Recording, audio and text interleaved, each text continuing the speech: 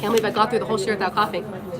Okay, I'm going to do a short Yom Kippur story. I'm going to share a short Yom Kippur story that has a lot of relevance to me, especially this year. The story goes that the Baal Shem Tov, one year on Yom Kippur, they were waiting to start Kol Nidre, and the Baal Shem Tov wasn't starting, and no one knew why, no one questioned him, and finally, Jew walks in to the room, and the Baal Shem Tov starts right away.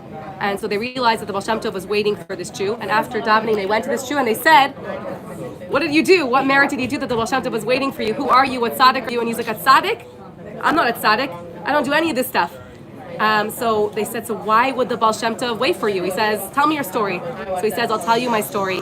And the Jew says his name is Yankel the tailor, and he was a very poor man, and he got a job to create clothing for a very wealthy family. And after he created the clothing, there was a lot of fabric left, which was worth a lot of money.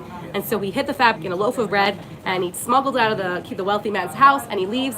And then he hears them chasing him.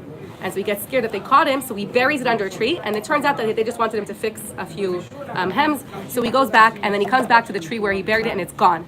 And he loses it. And he starts to scream at Hashem, and he says, "Hashem, enough. I have enough of my relationship with you. You don't even let me steal. And when I want to steal, I'm done with you. We're done. Let me steal. Let me do what I want. Let me live my life. You don't even let me steal. This is it. You don't give me anything. You don't let me steal. I'm done. From now on, I'm not doing anything." He comes home. His wife has food for him. She says, "Blinko, I want to wash." He goes, "Nope, I'm not washing. I'm motzi.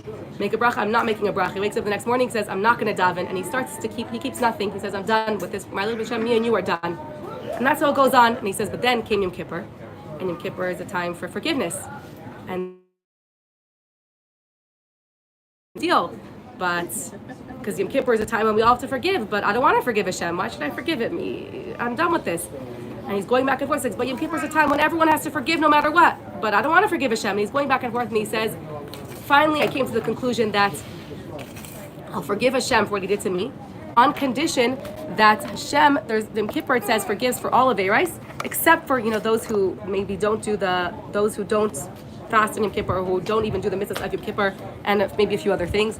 So I'll forgive Hashem if Hashem forgives every Jew, even the ones who intentionally did the Eirais, even the ones who ate on Yom Kippur, or did all the things that even Yom Kippur doesn't forgive for. If Hashem forgives all of them, I'll forgive Hashem for what he did to me. And so that's why I came to Shul today, to tell Hashem that. And the Baal Shem Tov went over to him, and he said, Yankel, you should know that a lot of heavenly persuasions are going to come and try to get you to go back on your deal, to forgive, to waver. He says, don't waver, don't give in, stay strong, and don't forgive Hashem unless he forgives all of Am Yisrael.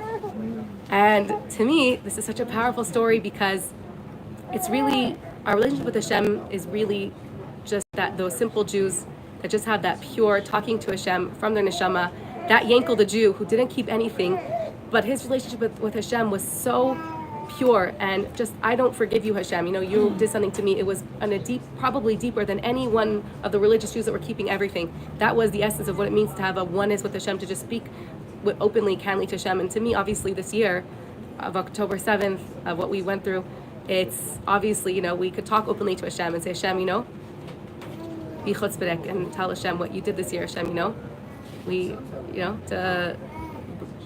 it needs to be fixed, and we need Mashiach, and to be not to be afraid to be chutzpahdik, and to tell Hashem what we're feeling.